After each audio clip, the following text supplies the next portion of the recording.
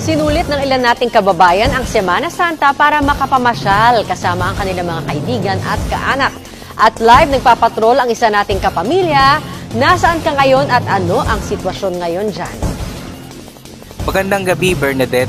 Narito ako ngayon sa aming lugar sa Legazpi kung saan ramdam na ramdam ang katahimikan ngayong Semana Santa. Karamihan ng mga tao dito ay nasa kani-kanilang bahay. Ang iba ay nagdadasal, nagre-reflect at syempre nagbabawas muna sa ingay at gala. Pero alam niyo po, may mga plano rin sana ang ilan tulad ko. Balak sana naming mag-swimming ngayong bakasyon. Nakaplano na ang outing, ready na ang tuwalya, pati shorts nakabang na.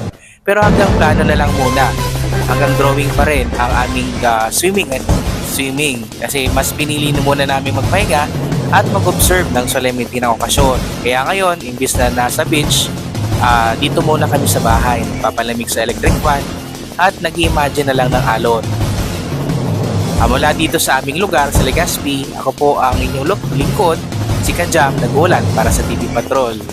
Magandang gabi.